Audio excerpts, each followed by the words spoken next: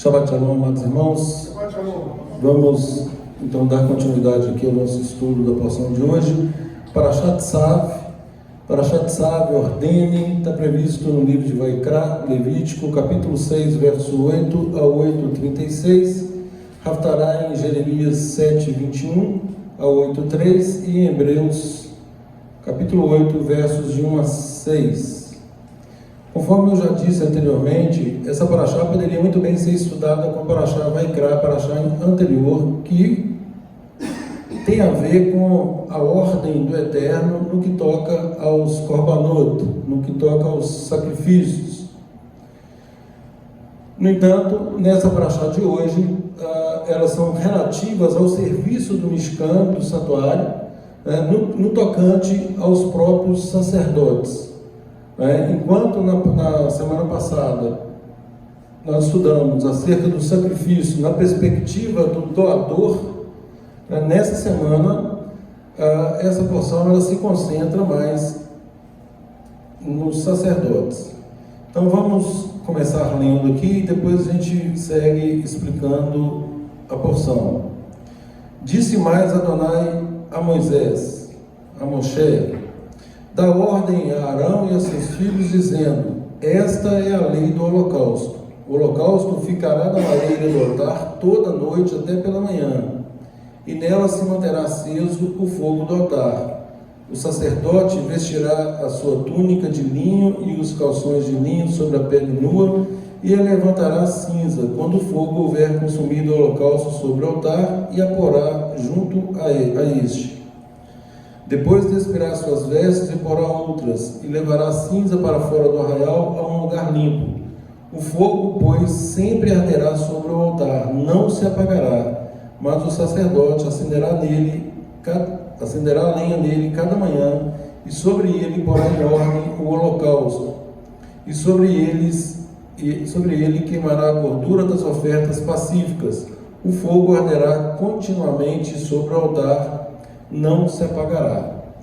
Aí nós temos a especificação da lei da oferta de manjares, a oferta no momento da consagração dos sacerdotes, a lei da oferta pelo pecado, no verso 24, a lei da oferta pela culpa,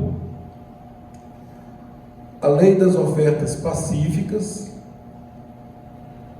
tem a proibição do Eterno aí de comer gordura e sangue. Não é? Isso aqui já é uma antecipação do que está lá em Levítico 11.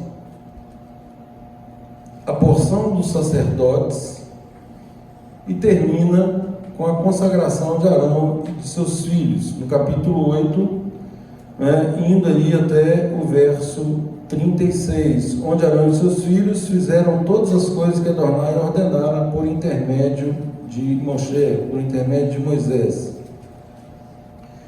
Então,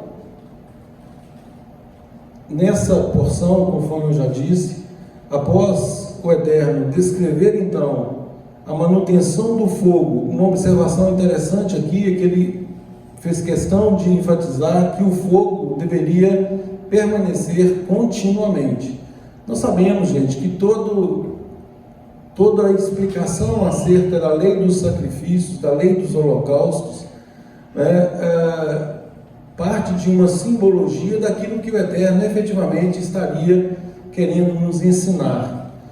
Sabemos que toda essa parte sacrificial, ela tinha um fim pedagógico no tocante ao sacrifício do Mashiach. Nunca foi intenção do Eterno que se perpetuasse o sacrifício de animais. Então, todas essas ofertas, obviamente, elas tinham primeiro um condão aí de fazer a expiação pelo pecado, mas muito mais do que colocar o animal numa situação de substituto, é que cada pessoa tivesse a real consciência, do ato em si e da intenção dessa pessoa ao comparecer diante do sacerdote, ao comparecer no Mishkan para prestar esse holocausto. O que muitas vezes, hoje eu até fiz essa pergunta para minha esposa, se nós ainda tivéssemos templo, se ainda houvesse o sistema sacrificial, como seria, dadas aí essa miscelânea religiosa, né, mundo afora, como seria hoje se houvesse templo e se fosse permitido o sacrifício.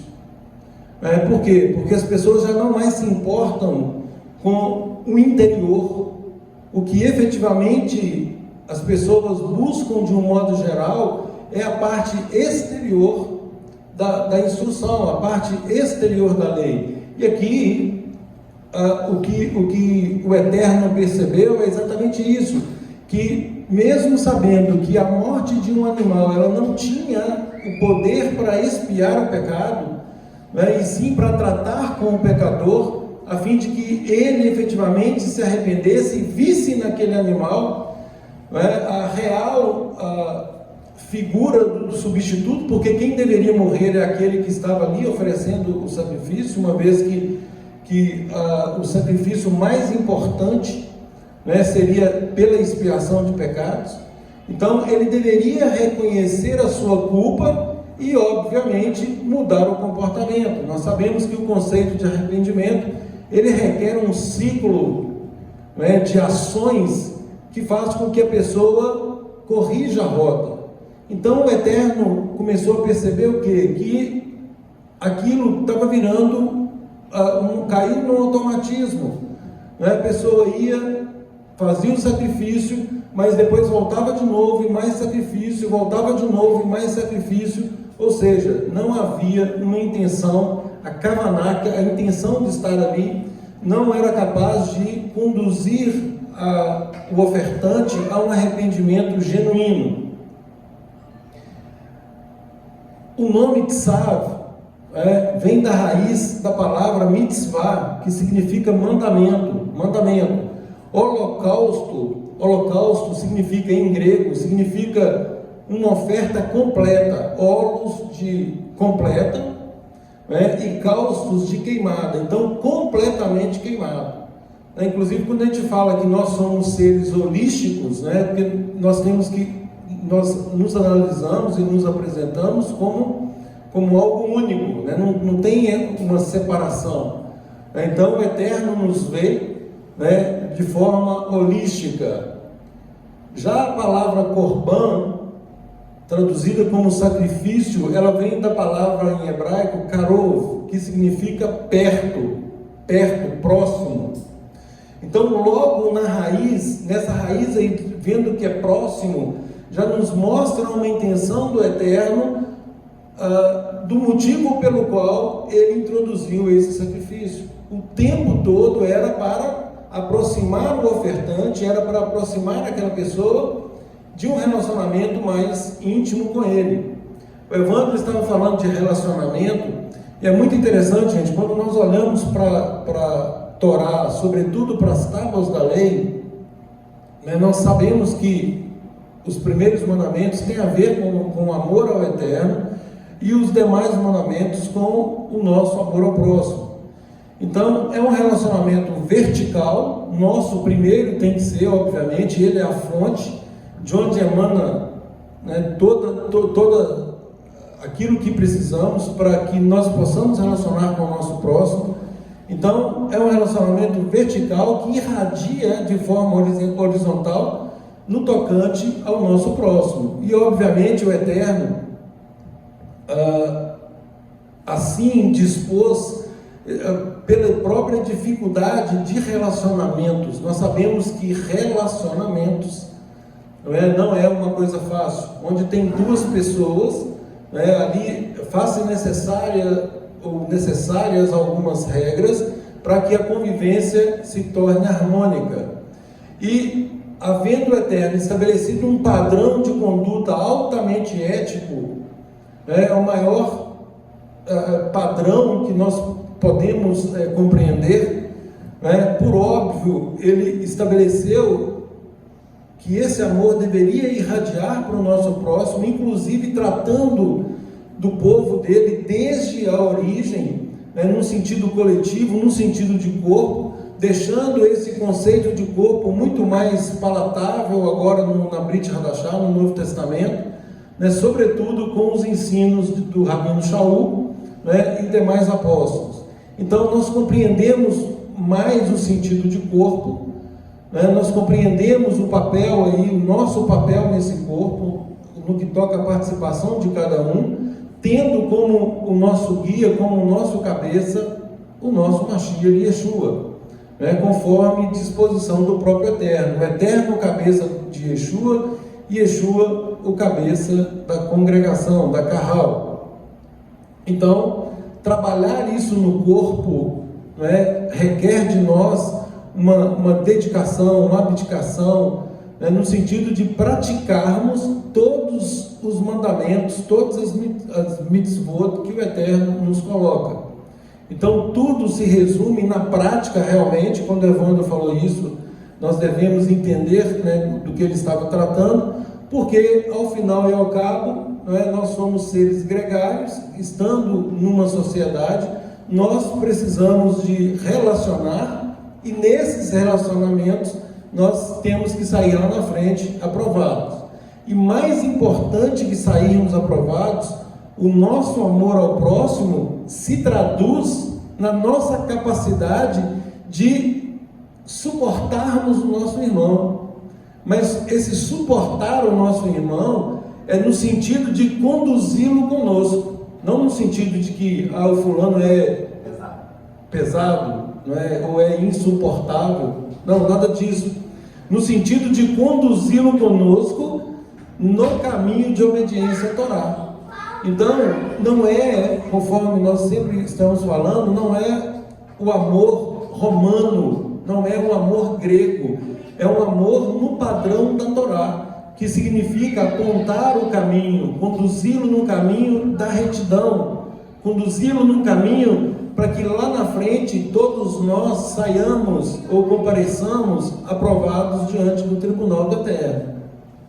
Né? Aí sim será uma vitória, né? Porque se nós chegarmos sós lá na frente, né? Mas espera aí, cadê os seus semelhantes? Né? Cadê aqueles que eu coloquei para que você relacionasse com eles? O que foi feito? Cadê o próximo, né? Ou os próximos? O que você fez? Né? Como você se importou em relação a ele? Ou você não se importou com relação a ele? Né? Aquilo que nós estamos sempre falando, conduzir uma pessoa no padrão do Eterno não é fácil, é trabalhoso, e poucas pessoas elas aderem a essa ideia, né? Ou compreendem isso como o verdadeiro papel que o Eterno nos dá, né? Porque obviamente não é um ato egoístico, né? Nós não podemos pensar apenas em nós, tanto é que nós temos aí o mandamento de amar o nosso próximo como a nós mesmos. Então, gente, a prática de tudo isso requer uma posição nossa proativa no reino, no sentido de apontarmos o verdadeiro caminho, de não sermos covardes, de chamar o errado de errado, né? De não sermos condescendentes com os erros, né? Tomarmos muito cuidado com doutrinas que se nos apresentam, que eventualmente pode nos desfocar, né? Então, tudo isso, quando nós olhamos para o conceito de coletividade que o Eterno nos traz, né? Sobretudo aí pensando no corpo, nós sentimos o quê? Uma certa segurança, né? Porque se algo está acontecendo comigo e eu exponho aos irmãos, obviamente, né, a própria palavra diz que a multiforme sabedoria do Eterno se manifesta por meio da carral, por meio da congregação, né? E aí eu tenho certeza que alguém se manifestará no sentido de retificar o caminho, né? E assim uns cuidando dos outros, né? Nós, ao mesmo tempo que cuidamos, somos também cuidados pelos irmãos, protegidos por esta santa instrução. Então, a partir do momento que o Eterno nos apresenta a instrução dele, né, e aí é lógico que isso é com o objetivo de nos aproximar dele, e nós aderimos a esse pacto, pronto, estamos conectados com Ele. E se nós estamos conectados com Ele, agora sim nós vamos andar em obediência aos mandamentos, né? Nós vamos amar o nosso próximo conforme esse padrão que Ele próprio estabelece. Então, aproximarmos de Deus, toda a Torá, toda a instrução do Eterno, tudo que nós temos estudado até aqui, né? O propósito é esse, de nos aproximarmos dele, do Eterno. E o Eterno, Ele não está preocupado com essas coisas aparentes, apenas. Quando ele nos dá uma ordem, como foi dada aqui em relação aí ao serviço sacerdotal, ou em relação ao ofertante, o que Ele está observando, na verdade, é a intenção daquele que está fazendo ou que está ofertando. É isso que verdadeiramente importa. Então, nós temos que tomar cuidado com isso. Então, mais uma vez, gente, vamos repetir aqui. Pois tudo quanto outrora foi escrito, para o nosso ensino foi escrito, a fim de que pela paciência e pela consolação das Escrituras tenhamos esperança. Então, essa esperança, ela está no ensino que está registrado para nós, que foi nos deixado, para que efetivamente isso nos desse, nos consolasse e nos impulsionasse, com essa esperança que o Eterno nos apresenta. Então, queridos, nesta conexão nossa com o Eterno então apresenta a instrução dele, nós aderimos a esse plano, a essa instrução, mas o mais importante, nós abrimos mão para que nós tenhamos um relacionamento integralmente rígido com o Eterno. Nós temos que abrir mão da nossa independência. Mais uma vez, convém ressaltar que o maior problema nosso chama-se independência. Nós não queremos soltar o bastão do governo, nós queremos governar o tempo todo. A nossa vontade é muito forte e nós precisamos tratar isso diante do Eterno, para que nós estabeleçamos essa conexão 100% com Ele. E obviamente nós só vamos conseguir o relacionamento horizontal na mesma proporção a partir desse reconhecimento. Então, mais uma vez, o grande problema não são os pecados. O grande problema é o pecado que resulta nos pecados. Então, qual é o grande pecado? Independência. A pessoa quer fazer a própria vontade. Esse é o pecado que desencadeia todos os outros. Então, na raiz, nós temos que tratar disso, conforme Yeshua falou. Nós temos que declarar as palavras de Yeshua. A minha vontade consiste em fazer aquilo que o Pai determinou. Aliás, eu não tenho vontade, é a vontade do meu Pai. Essas palavras que eu estou falando para vocês não são minhas as palavras, são as palavras do meu Pai. A minha comida consiste em fazer a vontade do meu Pai. Ou seja, tudo na perspectiva do Pai. Agora, será que efetivamente nós estamos sendo dependentes do Eterno? Bom, então o maior problema chama-se independência. Ok, então seremos dependentes daqui para frente. O que é ser dependente do Eterno? É nos destronar, é nos tirar do centro, é permitir que o Eterno efetivamente dite aquilo que nós temos que fazer. Mas como Ele fará isso? Está tudo aqui. Tudo já está revelado, de Gênesis a Apocalipse, todas as condutas estão descritas aqui como um manual preciso para que nós tenhamos uma vida nos padrões que Yeshua disse que nós teríamos. Eu vim para que tenham vida e vida em abundância. Então, quando ele diz isso, é exatamente porque ele nos apresenta a Torá de uma forma plena. Ele tira todo aquele peso de tradições ou doutrinas humanas e nos apresenta a Torá tal qual foi dada no Sinai. Pura. Exatamente. Falava isso com a minha esposa hoje, o cuidado que nós devemos ter com relação à religião. Não é? Por quê? Porque quando aprove ao Eterno nos dar a Torá, a instrução dele, tinha... Qual era o cenário? Obviamente o Eterno, o povo, né, e a sua palavra. Então, esses são os elementos pelos quais a vontade do Eterno foi manifestada. Ele presente, outorgando a sua vontade por intermédio de Moisés ali, e materializando a palavra dele. E, obviamente, o povo escolhido, que era aquele povo que estava ali no sopé do monte. Então, nós não tínhamos ali uma religião formada. Nós tínhamos os elementos, o Eterno, a sua instrução e o povo.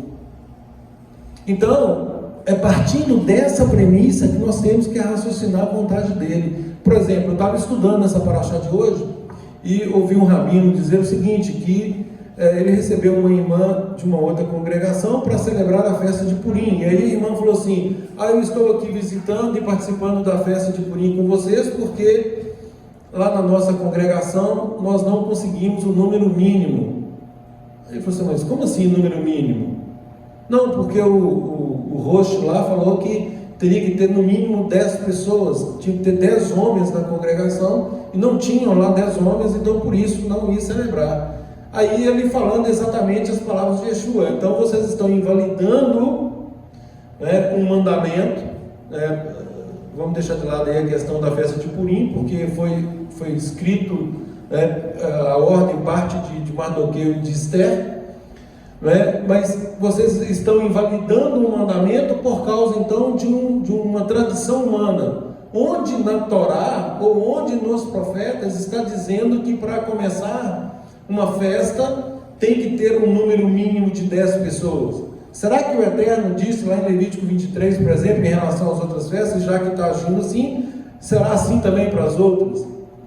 Será que está escrito, e essas são as minhas festas, santas convocações, que só serão válidas se tiverem no mínimo 10 pessoas?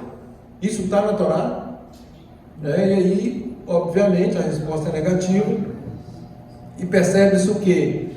Um acréscimo humano, para que, de algum modo, o serviço ao Eterno, o aprendizado, o relacionamento para com o Eterno não ocorra da forma como o Eterno pretende que ocorra. Ou seja, exatamente o que Yeshua disse, vocês estão invalidando o mandamento do Eterno por conta da tradição de vocês. Esse é o perigo da religião. Então, em resumo, seja lá qual rabino for, se a orientação ela está de acordo com a Torá, perfeito, vamos compatibilizar, vamos aí anuir, concordar. Mas se não estiver de acordo com a Torá, seja lá quem for, nós não podemos dar ouvidos. E, aliás, o Rabino Shaul fala sobre isso, cuidado com a mensagem. Se vier alguém, inclusive um próprio anjo vier aqui pregando uma mensagem diferente, ou ele mesmo, ou até ele mesmo, ou seja, que não seja dado ouvidos.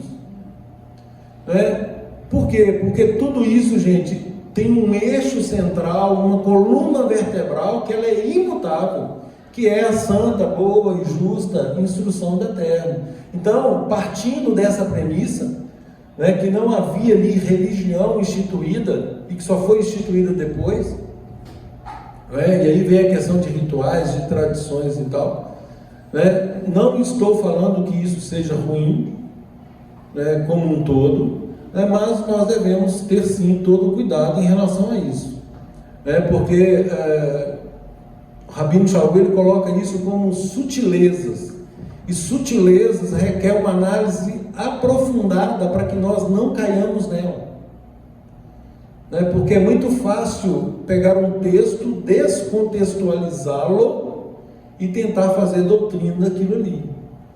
Então, é o cuidado que nós temos que ter, né? Então, partindo exatamente dessa coluna vertebral de toda a Bíblia, e concluir o quê? Que nada, absolutamente nada, que se encontra na Brit Hadashah ou nos profetas colide, nada, absolutamente nada, colide com essa instrução. Não é? Tudo que está na Brit Hadashah, nós conseguimos provar, né, que está em perfeita harmonia com a Torá, com esse eixo central. E qualquer contradição, ela é meramente aparente, sobretudo aí por conta desses 2000 anos que nós estamos aí ouvindo coisas, né, sendo ensinados, na verdade, com base numa doutrina romana. Mas, né, com a bênção do Eterno, tudo isso será aí exterminado, né, e colocado as coisas nos seus devidos lugares.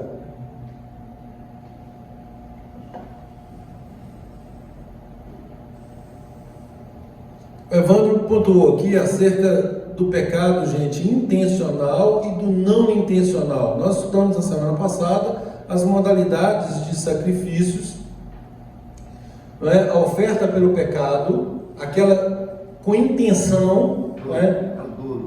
Não dolo, é dolo, é aberto, é dolo, isso, tá?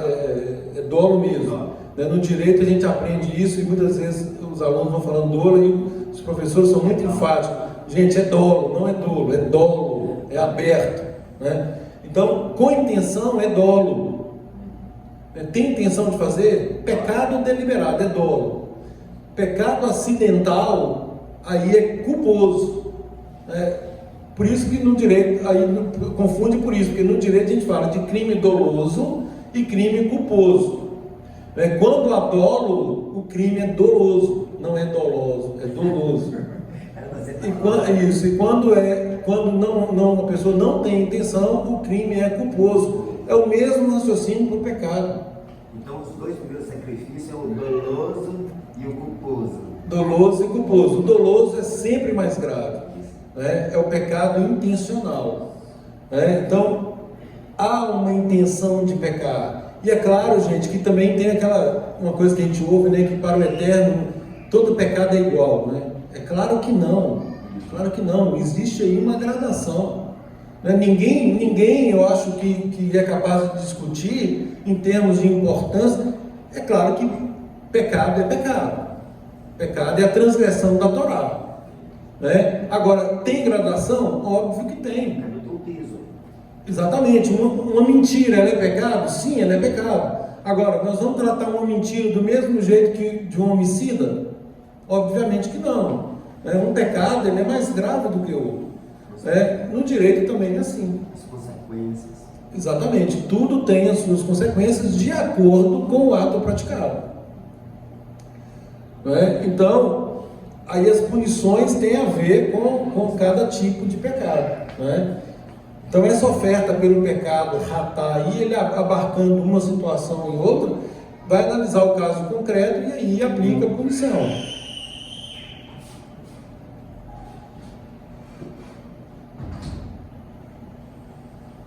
Uma coisa interessante, gente, que nós devemos enfatizar é o principal argumento das pessoas em relação ao sistema sacrificial, porque, via de regra, nós sempre ouvimos, que isso é Antigo Testamento, isso é coisa da lei. Oi? Ou velho, está ultrapassado. Obviamente, essa parte sacrificial, Yeshua cumpriu. Então, a parte de pecado, toda com ele agora. Agora, Paulo, Rabino Shaul, lá em Atos 21, 26, ele faz um sacrifício pacífico, uma oferta pacífica. Algum tempo já depois de Yeshua, o templo ainda estava de pé e ele ofertou. Será que ele estava ali transgredindo algum mandamento? Não, muito pelo contrário, né? Ele estava andando em plena obediência à Torá, né? Como havia o templo, lá em Atos 21, 26, diz assim: então Paulo, tomando consigo aqueles homens, entraram no dia seguinte no templo, já santificado com eles, anunciando serem já cumpridos os dias da purificação, e ficou ali até se oferecer por cada um deles a oferta. Então, essa oferta, que é a oferta pacífica, Shlamim, né, que vem de Shalom, né, é uma oferta de agradecimento, e é uma oferta tida como uma oferta nobre, porque poucas pessoas são capazes de agradecer, né? Pedir, todo mundo pede, né? Tem aqueles 10 leprosos lá que Yeshua cura, né? Ele cura 10, quantos que voltam para agradecer? Só um. Olha aí o percentual, 10%, né? Então essa oferta de agradecimento é uma oferta considerada nobre. Por quê? Porque há um reconhecimento da pessoa em relação a alguma dádiva que ela recebeu. Então, pelo relacionamento com o Eterno, ela foi ali abençoada de alguma forma, e aí faz questão de fazer essa oferta pacífica, né? Hoje nós não temos tempo, né? Obviamente, fica aí o princípio de agradecer. E aí, na Brit Hadashah, o conselho é qual? Que nós devemos nos manter sempre gratos. Dai graças em tudo. Né? Assim como em relação a manter esse fogo aceso continuamente, não é? No sentido de orarmos incessantemente, no sentido de estarmos em comunhão com o Eterno de uma forma também ininterrupta, né? Então, orando sem cessar, desde a hora que eu acordo até o momento que eu vou para a cama, o tempo todo pensando no Eterno, dependendo do Eterno. Então, voltando aí na dependência, é exatamente isso. Eu vou buscar nas Escrituras, nesse relacionamento que agora eu faço questão de fortalecer, eu vou buscar nas Escrituras todo o conselho para a minha vida, tudo que eu vá fazer, né, desde a hora que eu levanto até a hora que eu volto para a cama, eu tenho todas as direções já escritas para mim.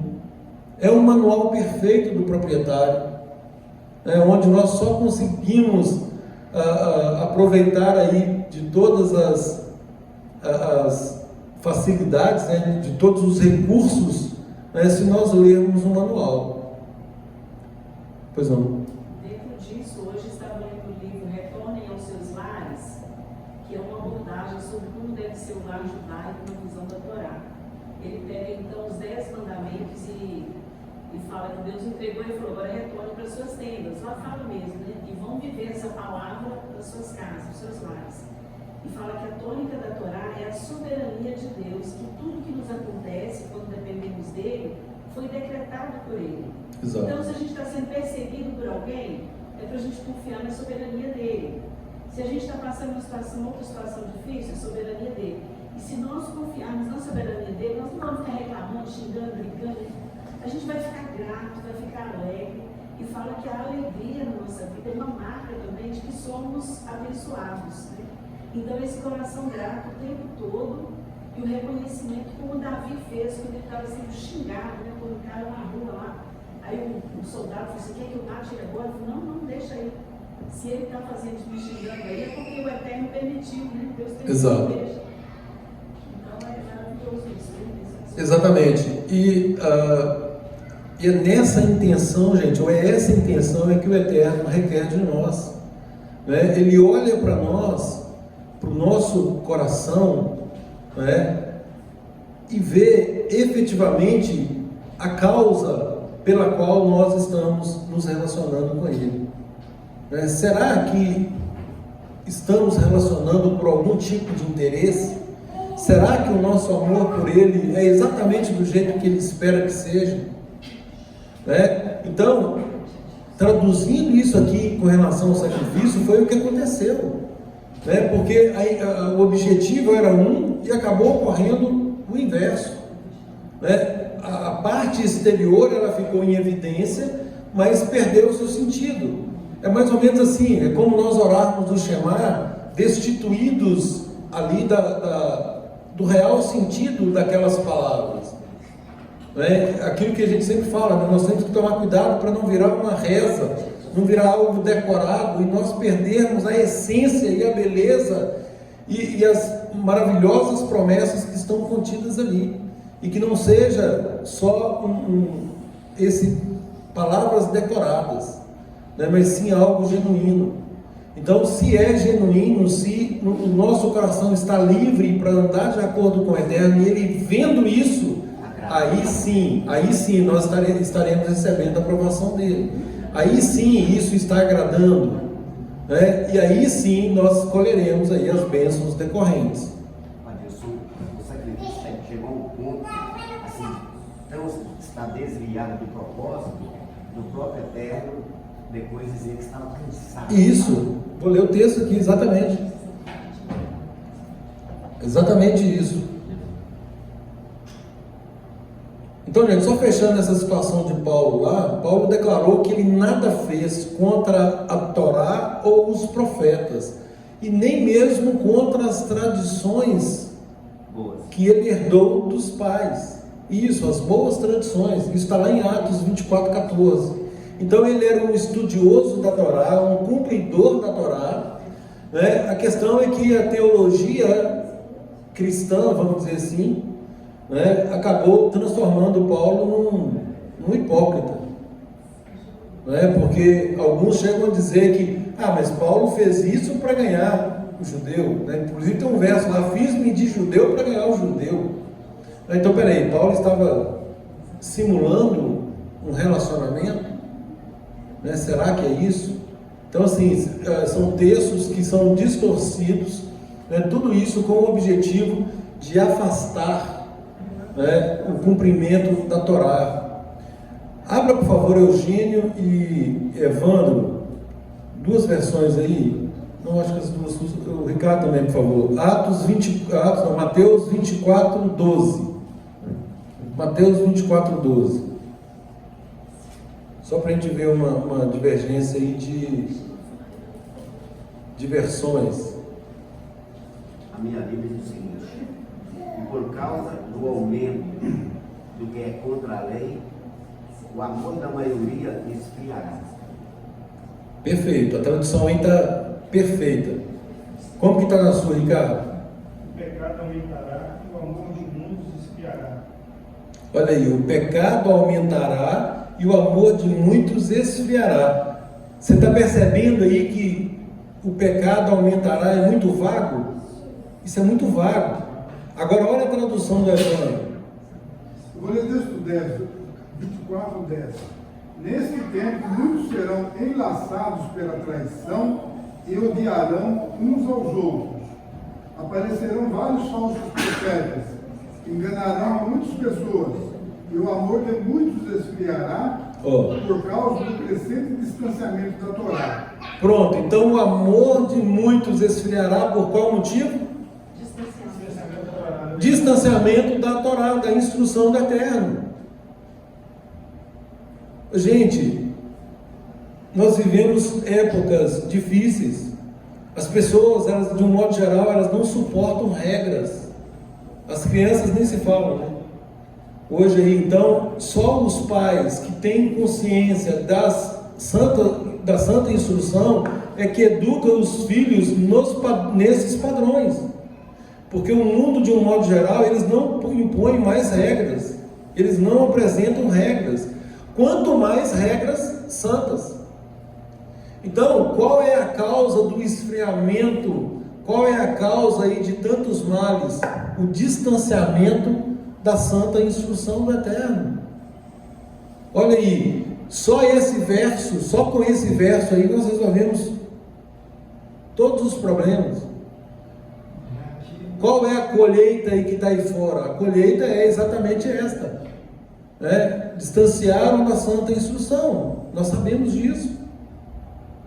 Porque se distanciaram, o amor esfriou, acabou, né? E aí agora o objetivo do nosso inimigo, né, é ridicularizar a criação de Deus, né? Nos colocar uns contra os outros para um autoextermínio.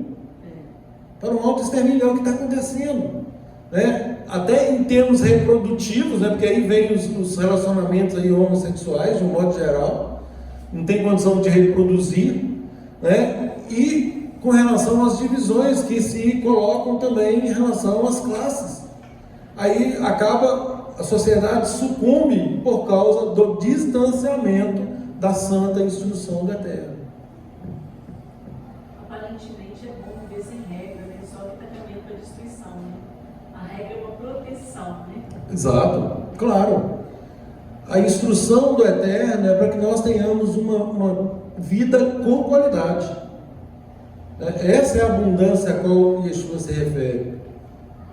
Eu vim para que tenham vida e vida em abundância. Ou seja, nós conseguimos extrair da vida que o Eterno nos dá a plenitude dela quando nós andamos em plena obediência à Torá. Em plena obediência àquilo que Yeshua nos revela como preceito, como a real vontade do legislador. Aí fica faltando a luz para o caminho, né? E lâmpada para os pés, né? Aí vai tropeçando todo mundo. Exato, exato. Os nossos irmãos que têm a Torá e não têm Yeshua, né, falta-lhes agora o entendimento pleno por meio da revelação de Yeshua, que é mostrar o preceito, retirar todo o peso de tradições, tudo aquilo que é humano, né? E obviamente eles têm que reconhecer Yeshua como o sacrifício, né? Como aquele que permite a reconciliação. E do outro lado nós temos o mundo tido como cristão, que falam que seguem Yeshua, mas não seguem, porque o próprio Yeshua disse, declarou que não veio para abolir ou para revogar absolutamente nada, né? E aí eles fazem exatamente o contrário, né? Eles alegam, atestam, apesar de Yeshua dizer essas coisas, eles atestam que a lei foi revogada. Então, como? É uma contradição em si mesmo. Eles estão seguindo alguém que diz que a lei não foi revogada, que enquanto tiver céu, enquanto tiver terra, não vai passar nada até que tudo seja cumprido, mas por vontade própria, né, eu quero um Yeshua que não toque em lei, deixa ele aí sem mexer com lei, e eu vou seguindo aí, estou aceitando o sacrifício dele, mas eu vou fazer a coisa do meu jeito. Então estes, enquanto não reconhecerem também aí o enxerto, não é? Porque tem que haver um enxerto em Israel, e aí absorverem essa instrução, né? Saber que Yeshua, na verdade, ele veio para dar esse entendimento completo. Enquanto isso não acontecer, eles estão perdidos, do mesmo jeito que os nossos irmãos ortodoxos estão. Então nós estamos no meio aqui como intermediários, numa ponte para um e para o outro. Nós estamos no meio de um caminho para atrairmos tanto o mundo cristão quanto o judaísmo ortodoxo. E preparem-se, né? Porque nós estamos no meio, nós vamos ser pisados. Normal. Ou tragado. Que o Eterno nos livre disso. Amém. Né? Que o Eterno nos livre de sermos tragados. Agora, vamos sofrer por isso. Né? Mas nós temos todas as promessas de vitória aí para fazermos aquilo que é da vontade do Eterno.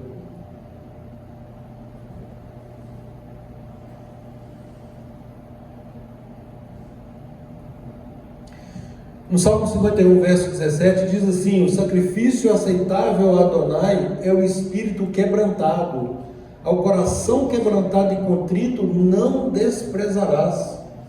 Em Jeremias 7,24, que é exatamente o texto da Haftarah, diz assim: mas eles não escutaram nem prestaram atenção à minha palavra, à minha instrução, à minha Torá. Decidiram andar, olha aí, gente, um povo que recebeu o que recebeu, da forma como recebeu, participou de todos os eventos sobrenaturais, todos os milagres, né? Decidiram andar de acordo com seus próprios desígnios, na dureza dos seus corações malignos, e me deram as costas do desprezo em vez da face do respeito. Jeremias, capítulo 7, verso 24. Então, quem são os pregadores da verdade, do Todo-Poderoso, se der as costas para ele? Quem somos nós, né? Se o Eterno, falando diretamente com esse povo, né, sendo aí, tendo um relacionamento mais próximo, enviando todos os servos, todos os profetas para advertir e tal, e o povo não dá ouvido, e às vezes eu fico assim, querida, ninguém está ouvindo, a gente não consegue. Você vai pregar aí fora, aí você vai falar da Techuvá para uma pessoa aí fora, a pessoa está em outra, ela não está longe. Se fizer isso com o próprio Eterno, que dirá conosco, né? Todos aqui que estão pregando também. Jeremias 8, verso 5, diz assim: por que será então que este povo se tornou rebelde a ponto de se afastar de mim? Por que Jerusalém persiste em desviar-se? Eles amam, e aí o próprio profeta respondendo, eles amam ardentemente o engano e se recusam a voltar para o Eterno. Amam o engano. Jeremias 8, verso 5. Agora Jeremias 9, 24 a 26. Mas o que se gloriar, glorie-se nisto, em me entender, em me conhecer e me entender, que eu sou Adonai, que faço beneficência e juízo e justiça na terra, porque dessas coisas me agrado, diz Adonai. Eis que vem dias, diz Adonai, em que castigarei a todo circuncidado, olha aí, a todo circuncidado com o incircunciso, ao Egito e a Judá, e a Edom, e aos filhos de Amon e a Moabe, e a todos os que cortam os cantos do seu cabelo, que habitam no deserto, porque todas as nações são incircuncisas, e toda a casa de Israel é incircuncisa de coração. Gente, o que é a circuncisão de coração? São duas coisas. Primeiro é o termo circuncisão. Circuncisão é necessário? Necessário. Tanto da carne quanto do coração. Isso é inexorável, é imodificável, é a palavra do Eterno. Agora, qual é a mais importante? A mais importante é a do coração. Começa no coração. Primeira circuncisão do coração. É contra isso que Paulo se insurge lá em Gálatas, em Romanos, acerca daqueles que querem impor a circuncisão como condição de salvação. Não, primeiro, circuncisão de coração. O que é a circuncisão de coração? Circuncisão de coração é tirar do nosso interior tudo aquilo que nos impede de ouvir essas santas instruções.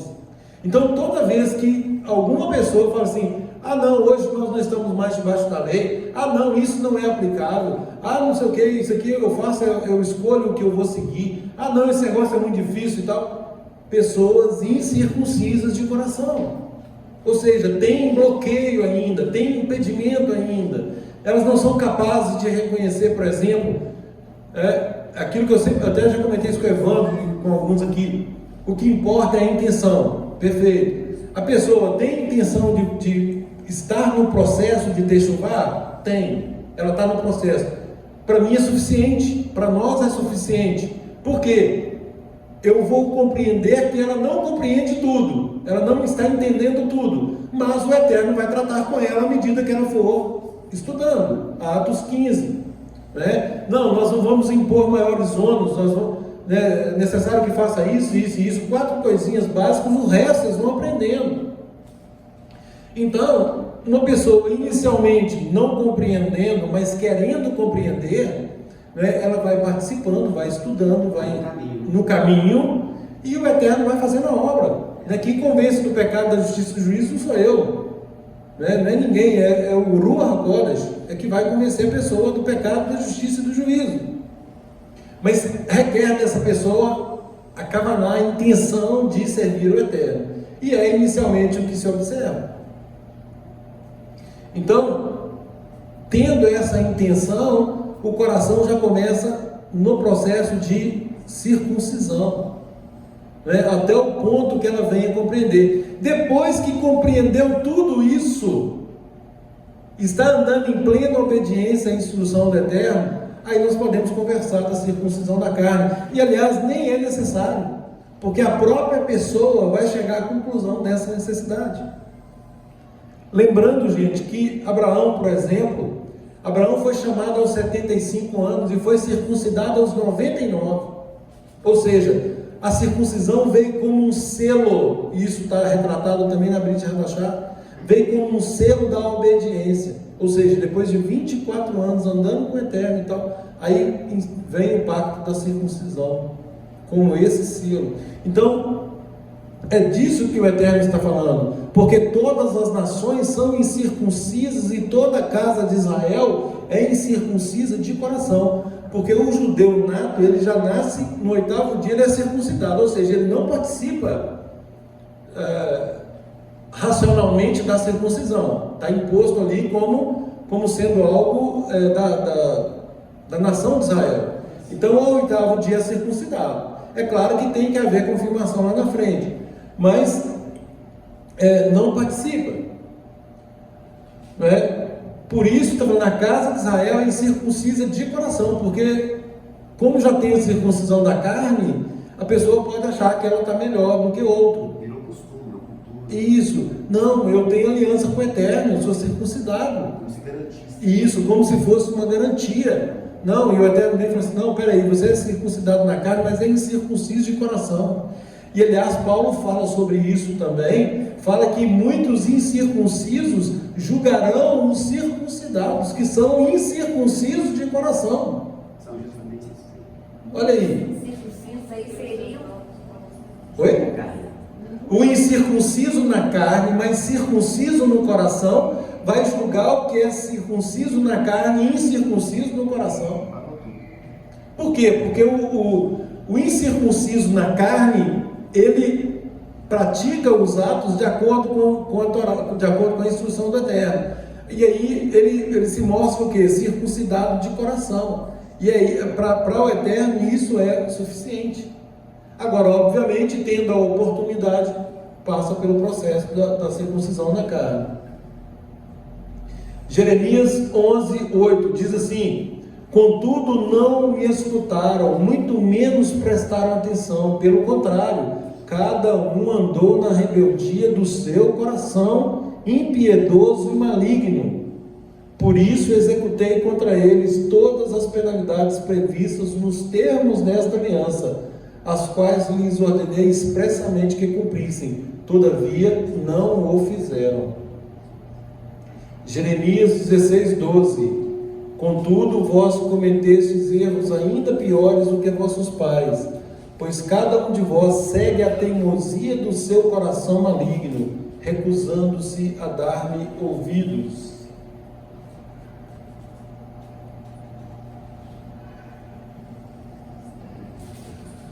Jeremias 18:12 todavia eles alegarão, não adianta, eis que seguiremos nossos próprios planos. Olha aí, gente, independência total, não quero saber do Eterno, eu vou seguir os meus planos, a minha vontade, é disso que se trata, né? Eles alegarão, não adianta, eis que seguiremos nossos próprios planos, cada um de nós continuará obedecendo e praticando as rebeldias determinadas pelo coração maligno. Em Jeremias, último texto, 35:15 do mesmo modo, insistentemente vos enviei, olha o Eterno dizendo, vos enviei todos os meus servos e mensageiros, os profetas, com a seguinte admoestação: convertei-vos agora, cada um do seu mau caminho, corrigi vossas ações e não caminhais atrás de outros deuses para os servir. Sendo assim, com certeza habitareis na terra que concedi a vós e a vossos pais. Todavia, não me destes atenção, tampouco me obedecestes.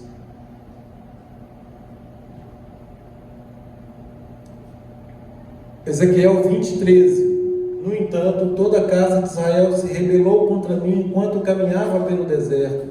Não souberam andar de acordo com as minhas ordenanças e rejeitaram as minhas instruções, pelas quais aquele que as obedecer por elas também viverá. Mas profanaram descaradamente os meus Shabatot. Então eu prometi que derramaria sobre eles todo o meu zelo em forma de furor, a fim de destruí-los na travessia do deserto. E aí, queridos, tem outras profecias pesadas em Amós, Amós 5:1, Amós 5:12, Amós 5:14, Amós 5:21-27. Essa eu faço questão de ler. Odeio, desprezo as vossas festas, olha aí, e as vossas assembleias solenes, não me exalam bom cheiro. Ainda que me ofereçais holocaustos, ofertas de alimentos, não me alegrarei delas, nem atentarei para as ofertas pacíficas, olha aí, nem me atentarei para as ofertas pacíficas de vossos animais gordos. Afasta de mim o estrépito dos teus cânticos, porque não ouvirei as melodias das tuas violas. Corra, porém, o juízo como as águas e a justiça como o ribeiro impetuoso.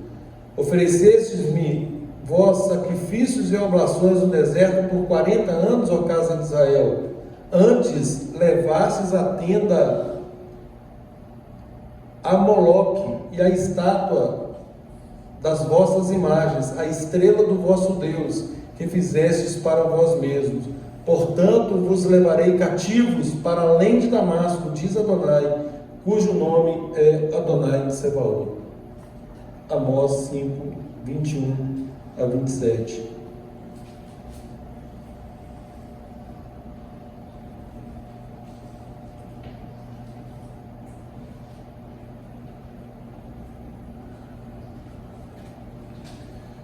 Então, queridos,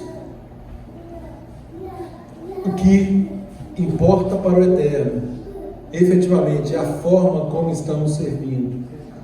Por isso é interessante a nossa introspecção a cada semana acerca de como estamos vivendo, como estamos testemunhando aquilo que temos aprendido, como estamos praticando. Porque se nós absorvermos o conhecimento e não praticarmos, Tiago fala sobre isso. Então, nós temos que ser operosos praticantes, não ouvintes negligentes. E lembrando que agora, pelo sacrifício do Mashiach por nós, esse acesso à obra de Yeshua, ele é individual. Cada um de nós, é um relacionamento, é uma porta que vai passar um de cada vez. Não vai a congregação israelita messiânica toda de uma vez, não. Vai ser um por um. É claro que a edificação ocorre coletivamente, mas ao final, Eugênio, Raquel, Evandro, um por um. Responsabilidade individual, exatamente. Então, conforme Paulo adverte em Romanos 12:1, nós devemos levar a nossa vida oferecendo-nos a Adonai como um sacrifício vivo.